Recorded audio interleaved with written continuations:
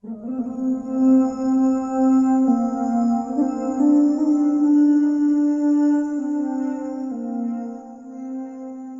حقیقت اہل ایمان پر تو اللہ نے یہ بہت بڑا احسان فرمایا کہ ان کے درمیان خود انہی میں سے ایک رسول اٹھایا جو اس کی آیات انہیں پڑھ کر سناتا ہے، ان کا تزکیہ کرتا ہے، انہیں کتاب اور حکمت کی تعلیم دیتا ہے، حالانکہ اس سے پہلے یہی لوگ کھلی گمراہی میں مبتلا تھے۔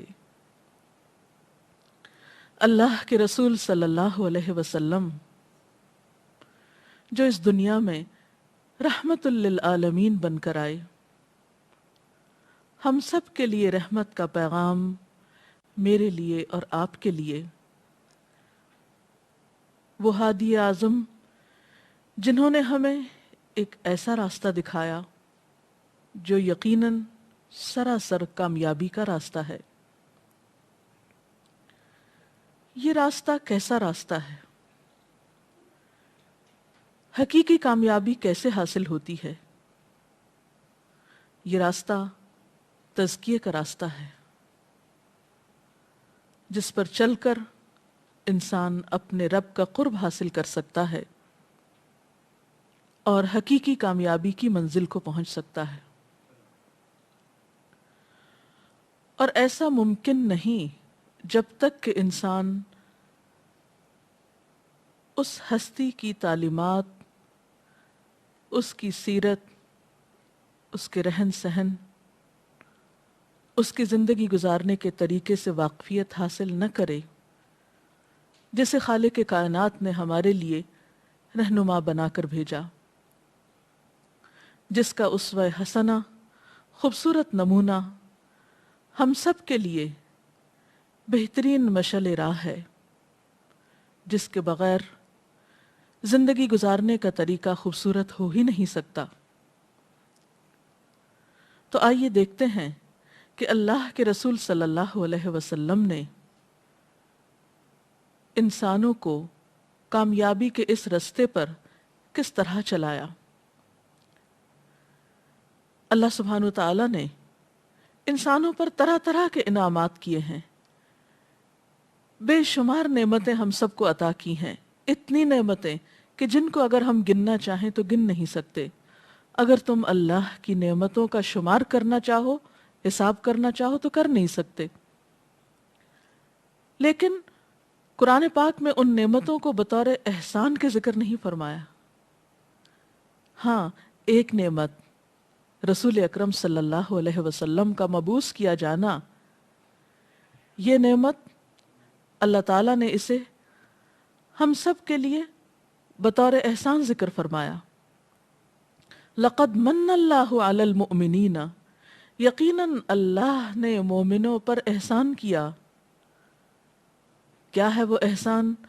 اذ بعث فیہم رسولا من انفسہم، جب ان کے اندر ایک رسول بھیجا جو انہی میں سے تھا۔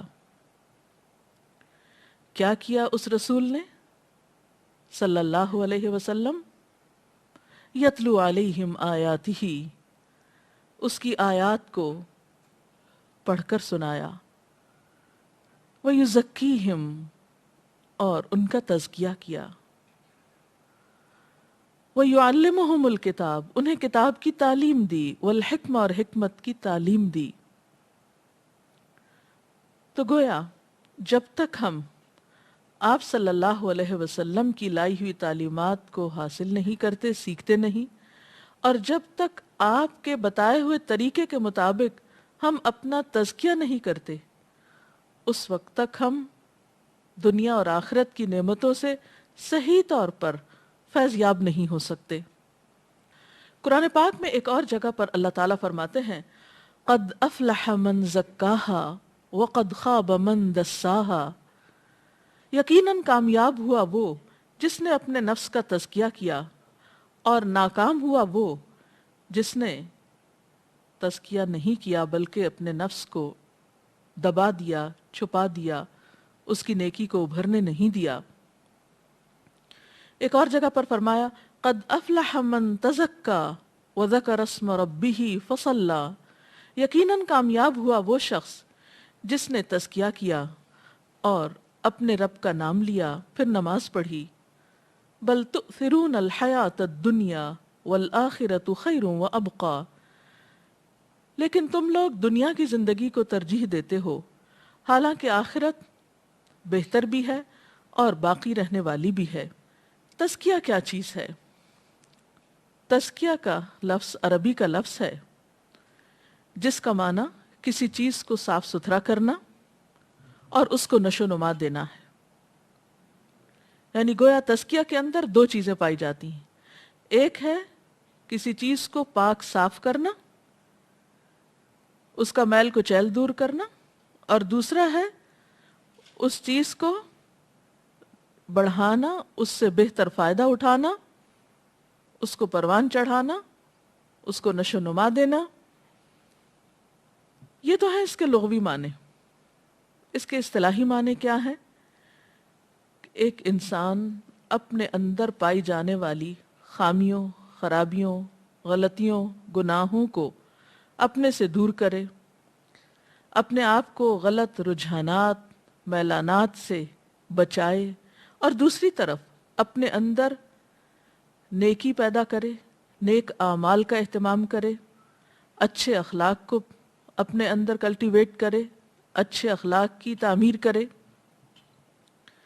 یہ کام اسی وقت ہو سکتا ہے جب ہم اپنا جائزہ لیں کہ ہمارے اندر کیا کیا برائیاں ہیں، اور پھر اس بات کا بھی جائزہ لیں خود کو پہچان کر کہ ہم کون کون سے اچھے کام کر سکتے ہیں، کن کن نیکیوں کی ہمارے اندر صلاحیت موجود ہے، یا نیکی کے کن کن کاموں کو کرنے کی صلاحیت ہم اپنے اندر پاتے ہیں. تو جب تک انسان نمبر ایک اپنے ساتھ اچھائی کا ارادہ نہیں کرتا، اس وقت تک تزکیے کی راہ پہ چل نہیں سکتا. جیسا کہ ایک آیت میں آتا ہے من اراد الآخرۃ وسعی لہا سعیہا، کہ جس نے آخرت کا ارادہ کیا اور پھر اس کے لیے کوشش کی جیسی کہ کوشش کرنی چاہیے، تو ایسے ہی لوگوں کی کوشش کی قدردانی کی جائے گی.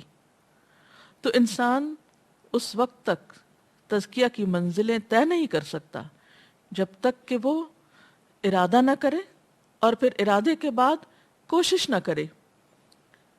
تو پہلی بات یہی ہے کہ انسان کو سب سے پہلے یقین اور اطمینان ہونا چاہیے کہ جو کام وہ کر رہا ہے وہ اس کے لیے فائدہ مند ہے. یعنی تزکیے کا عمل خود انسان کی اپنی بھلائی اور فائدے کے لیے ہے.